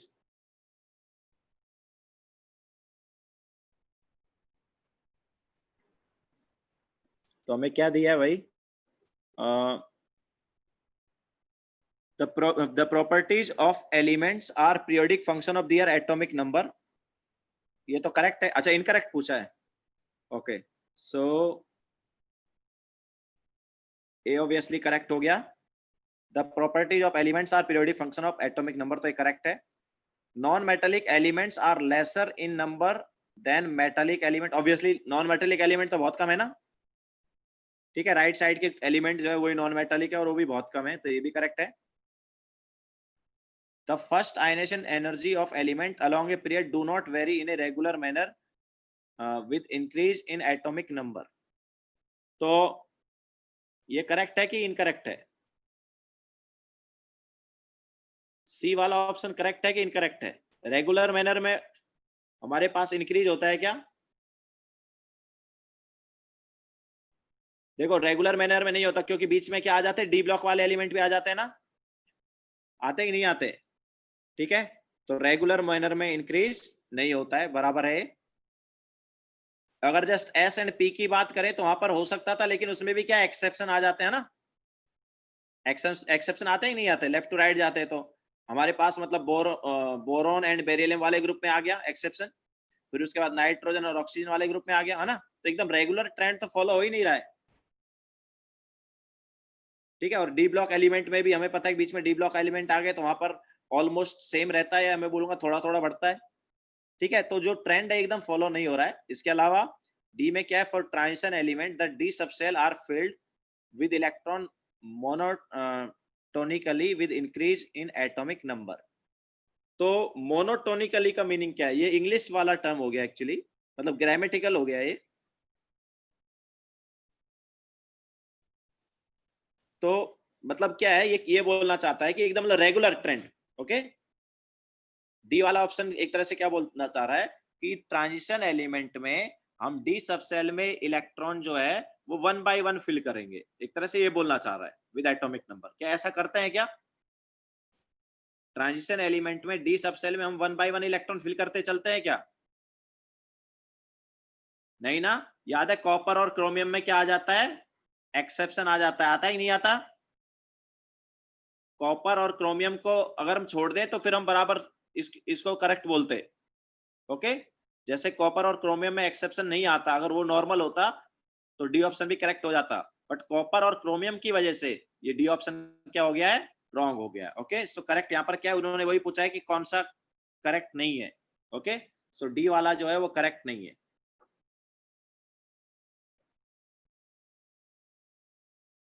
Once hunts rule he follow हो रहा है उधर, ऐसा थोड़ी कि वंस रूल फॉलो नहीं हो रहा है. डी में फॉलो मतलब हंट्स रूल वगैरह फॉलो तो होता है, ऐसा थोड़ी नहीं होता है. बट क्या है कि हायर स्टेबिलिटी की वजह से एस का इलेक्ट्रॉन क्रोमियम एवं कॉपर में डी में जंप कर जाता है। Okay,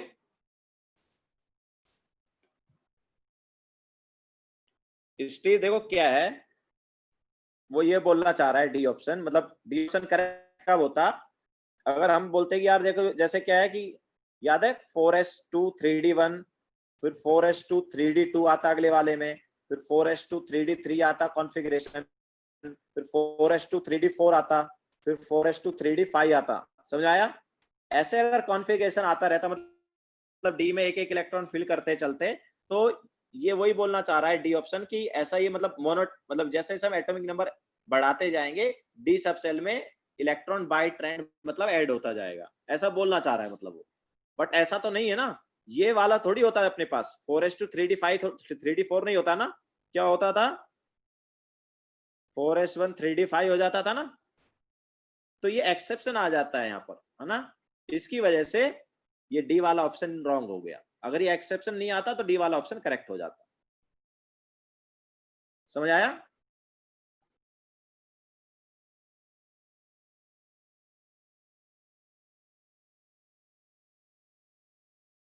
question number 11, which has the most stable +2 oxidation state.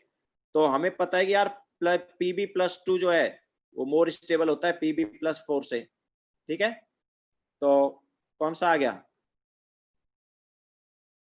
B आ गया ना, इनर्ट पेयर इफेक्ट, ठीक है।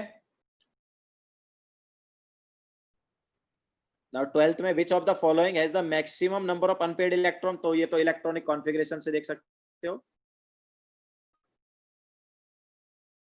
मोस्ट स्टेबल की बात हो रही है यार उधर, मतलब Pb+4 तो एग्जिस्ट ही नहीं करता, एक तरह से ऐसा है, बहुत कम एग्जिस्ट करता है, तो सबसे ज्यादा स्टेबल यहाँ पर Pb2+ है।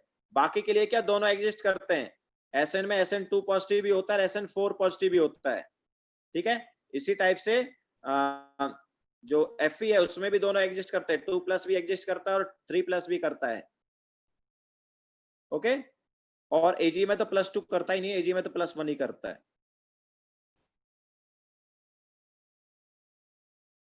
Okay. Now question number 12,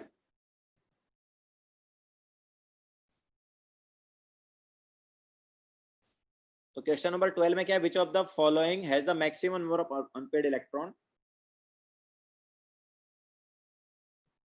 yes, इस पर पीरियोडिक प्रॉपर्टी जो है वो केमिकल बॉन्डिंग के लिए थोड़ा सा यूजफुल है, और केमिकल बॉन्डिंग का यूज जो है वो आगे ऑर्गेनिक केमिस्ट्री में होने वाला है, ठीक है। इसके अलावा पीरियोडिक प्रॉपर्टीज को हम डिटेल में आगे S block element, P block element, D block element and coordination compound वगैरह में पढ़ लेंगे, ठीक है। आगे इसको और डिटेल में पढ़ा जाएगा, यहाँ पर बस तुम्हें क्या है बेसिक पढ़ रहे हो, और डिटेल में आगे एस ब्लॉक एलिमेंट चैप्टर में पढ़ोगे, पी ब्लॉक में पढ़ोगे, डी में पढ़ोगे, ओके।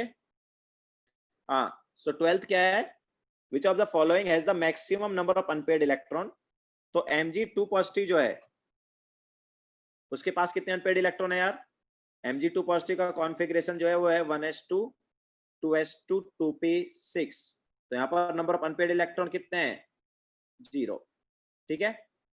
इसके अलावा Ti3 पॉजिटिव में कितने इलेक्ट्रॉन हो गए, Ti का कॉन्फ़िगरेशन क्या है, Ti का होता है आर्गन 4s2 3d2, ये Ti का होता है। अब इससे 2 इलेक्ट्रॉन, सॉरी 3 इलेक्ट्रॉन निकालने हैं, 3 इलेक्ट्रॉन निकालने के लिए पहले 4s से 2 निकाल दो, फिर 3d से 1 निकाल दो, तो कितना बचा, 1 ही बचा, तो इसमें 1 अनपेड इलेक्ट्रॉन आएगा। वेनेडियम जो है उसका कितना है, 3 पॉजिटिव है, तो वेनेडियम का जो इलेक्ट्रॉनिक कॉन्फ़िगरेशन है वो होता है 4s2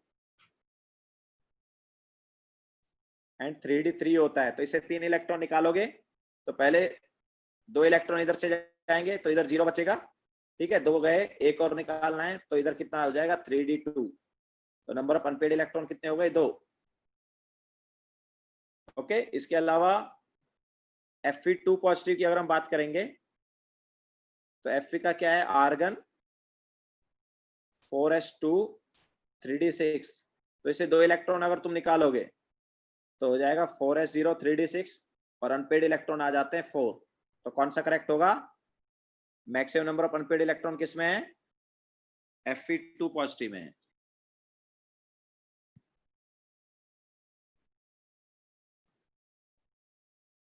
okay, now question number 13।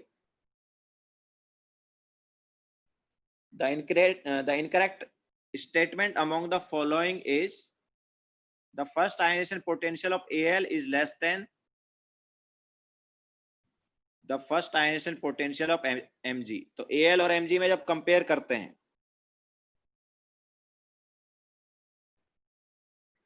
तो left to right ionization energy क्या होता है? बढ़ता है, लेकिन Mg का आयनाइजेशन एनर्जी Al से ज्यादा है। ठीक है, तो first ionization energy of Al is less than first ionization energy of Mg। तो करेक्ट है तो, है ना? उसने इनकरेक्ट पूछा है। ओके, एंड और किसका फर्स्ट आयनाइजेशन एनर्जी पूछ रहा है? वो first ionization potential of Na is less than Mg। तो Na और Mg में अगर हम देखेंगे तो लेफ्ट टू राइट बढ़ा, तो first ionization energy of Na is less than Mg, ये भी करेक्ट है। अब बी ऑप्शन पे आते हैं। Second ionization energy of Mg is greater than second ionization potential ionization energy of Na। अब इसमें अगर हम देखेंगे तो देखो यहाँ पर क्या है, अब हमें कंपेयर करना है Na पॉजिटिव और Mg पॉजिटिव की आयनाइजेशन एनर्जी को। ठीक है, यहाँ पर अगर हम कंपेयर करेंगे तो अब देखो Na पॉजिटिव का कॉन्फ़िगरेशन क्या हो गया? नोबेल गैस वाला हो गया। Na से जैसे ही इलेक्ट्रॉन निकला तो Na पॉजिटिव का कॉन्फ़िगरेशन नोबेल गैस वाला हो गया, तो ऑब्वियसली Na पॉजिटिव में ज्यादा एनर्जी लगेगा। तो वो क्या बोल रहा था? बी ऑप्शन क्या बोल रहा है? The second ionization potential of Mg is greater than second ionization potential of Na। तो ये ऑप्शन जो है रॉन्ग हो गया। 13 में बी ऑप्शन क्या हो गया है? रॉन्ग हो गया, क्योंकि Na पॉजिटिव से इलेक्ट्रॉन निकालना डिफिकल्ट होगा। Na पॉजिटिव जो है वो क्या हो गया? इसका नोबेल गैस कॉन्फ़िगरेशन हो गया है। Na positive is 1s2 2s2 and 2p6, and यहाँ पर हमारे पास क्या है कॉन्फ़िगरेशन? मतलब ये this configuration is nothing but neon वाला कॉन्फ़िगरेशन, है ना? और Mg पॉजिटिव में कॉन्फ़िगरेशन क्या है? Neon 3s1। तो ऑब्वियसली 3s1 से इलेक्ट्रॉन आराम से निकल जाएगा compare to noble gas configuration. तो Na पॉजिटिव का आयनाइजेशन एनर्जी ज्यादा है, हम बोल सकते हैं कि second ionization energy of Na is greater than Mg। ठीक है, लास्ट वाले में भी अगर देखोगे तो वहां पर ऑब्वियसली थर्ड की बात कर रहा है, तो थर्ड में वापस क्या हो जाएगा? थर्ड की जब बात करेंगे तो थर्ड में Mg जो है वो नोबेल गैस बन जाएगा, है ना? थर्ड निकालने के लिए किससे निकालेंगे इलेक्ट्रॉन? Mg से, सॉरी नोबेल गैस से। Mg में थर्ड इलेक्ट्रॉन नोबेल गैस से निकालेंगे। तो बी ऑप्शन जो है वो इनकरेक्ट है, बाकी सारे करेक्ट है। बी ऑप्शन इनकरेक्ट ऑप्शन पूछा था, तो बी ऑप्शन जो है वो इनकरेक्ट हो गया।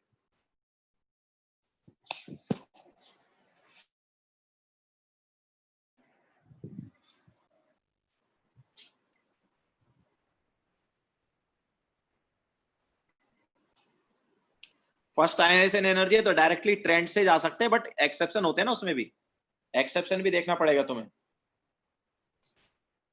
बोरॉन और बेरिलियम वाले ग्रुप में और नाइट्रोजन और ऑक्सीजन वाले ग्रुप में एक्सेप्शन देखना पड़ेगा।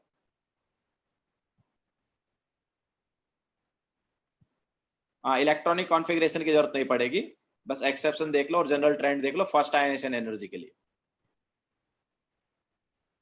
ठीक है, नाउ नेक्स्ट वाला क्वेश्चन।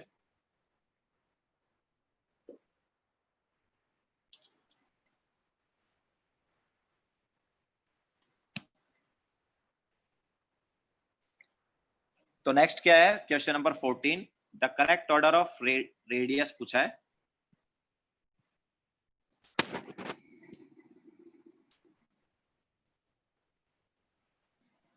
तो the correct order of radius, तो down left to right radius क्या होता है? डिक्रीज होता है।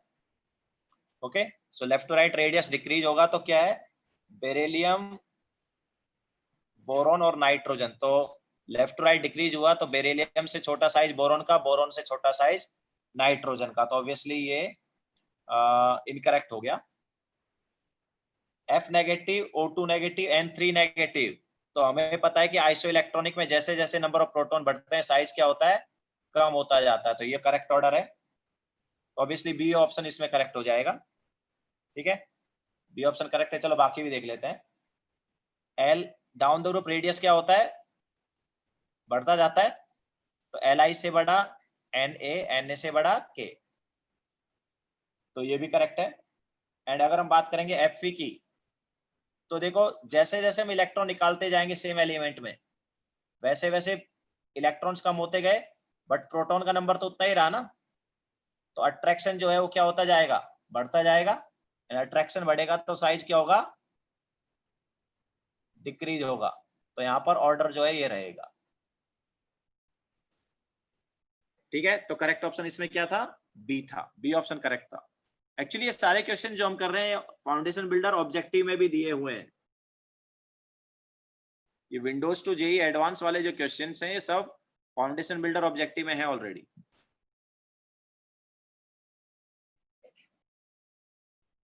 ठीक है, now next question, question number 15।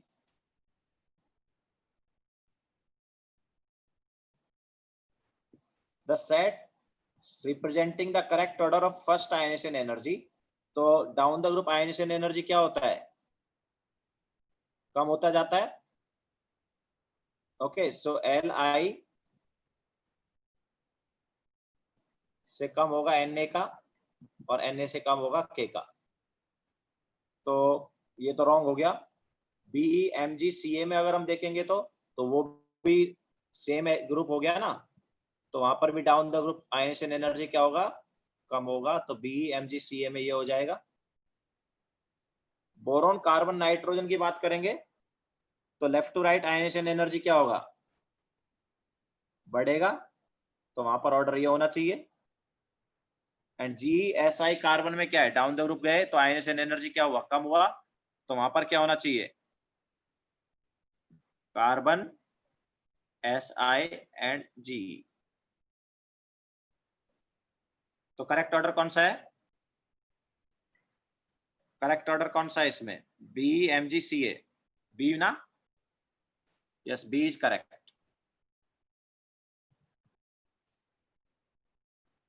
Okay,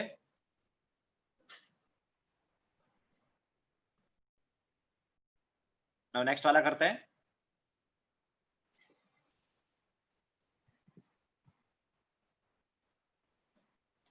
तो 16 में क्या है, identify the least stable ion amongst the following.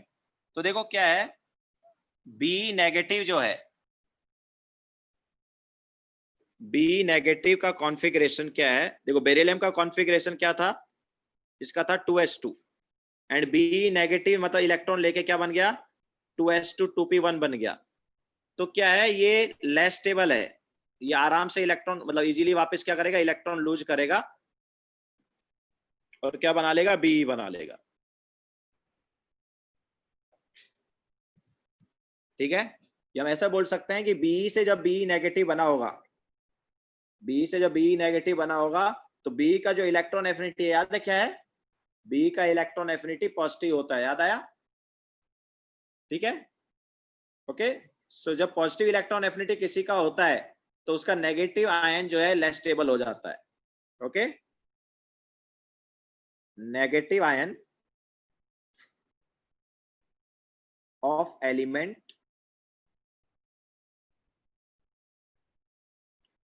having positive electron affinity is unstable या less stable। ओके, अगर किसी का less stable लिख देते, चलो अगर किसी एलिमेंट का नेगेटिव आयन जो है उसका स्टेबिलिटी पूछा है कि स्टेबल है कि नहीं है, या लिस्ट स्टेबल है कि नहीं, तो तुम ये देखो कि वो नेगेटिव आयन कैसे बना, न्यूट्रल एटम से ही बना ना, तो न्यूट्रल एटम का इलेक्ट्रॉन एफिनिटी क्या था, तो बी का इलेक्ट्रॉन एफिनिटी क्या था, पॉजिटिव था, और पॉजिटिव होने का रीजन क्या था, वो ऑलरेडी स्टेबल कॉन्फ़िगरेशन था, तो स्टेबल कॉन्फ़िगरेशन में इलेक्ट्रॉन ऐड करना क्या रहेगा, डिफिकल्ट रहेगा ना, दैट्स व्हाई यहाँ पर एनर्जी क्या होगी, रिक्वायर्ड होगी। हम ऐसा बोल सकते हैं कि पहले स्टेबल कॉन्फ़िगरेशन था, अब स्टेबल से अनस्टेबल हो गया कॉन्फ़िगरेशन, क्यों, क्योंकि पहले 2s2 था कॉन्फ़िगरेशन और अभी 2s2 2p1 हो गया, तो क्या करेगा, वापिस ये 2s2 2p1 से 2s2 में चला जाएगा। ओके, सो करेक्ट ऑप्शन यहाँ पर बी नेगेटिव आएगा।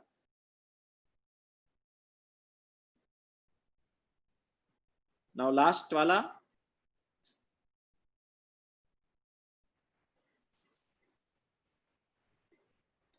The increasing order of atomic radius of following groups. तो देखो, अगर तुम्हें याद हो तो ऑर्डर तो हमारे पास करेक्ट वाला ये होना चाहिए।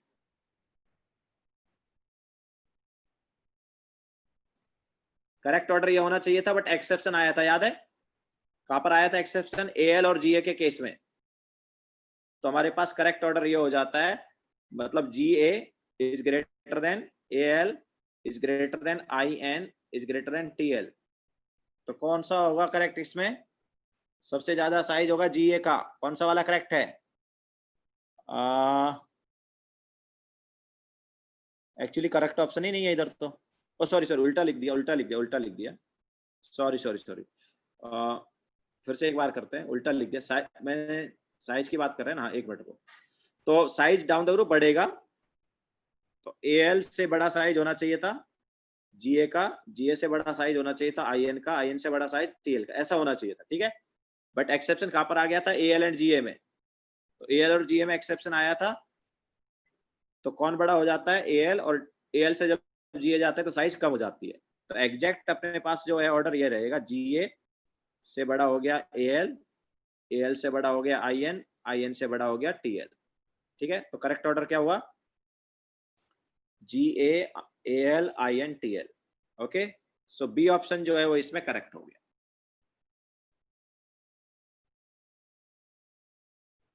क्लियर है सभी को? सो ये हमने डिस्कस कर लिया है पीरियोडिक प्रॉपर्टीज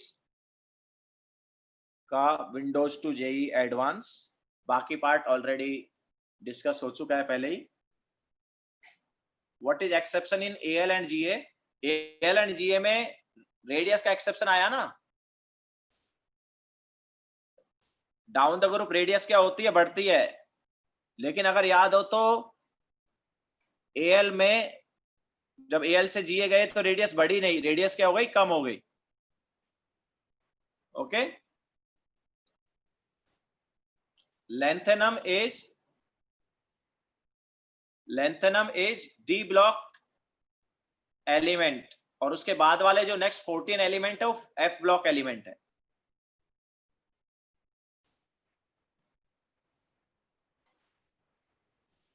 यस, देखो क्या है, मैंने पहले भी रिवीजन लेक्चर में भी ये चीज बताया है कि एएल और जीए के बीच में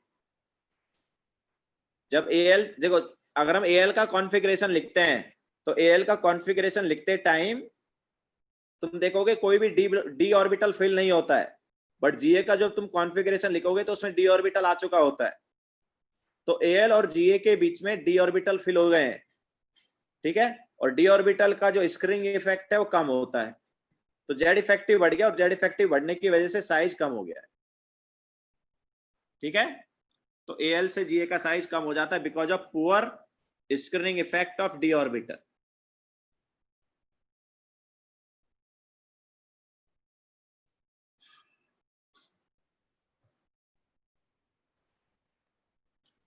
ओके, चलो फिर लेक्चर एंड करते हैं। मैं ग्रुप पे सेंड कर दूंगा रिकॉर्डिंग। ओके, चलो।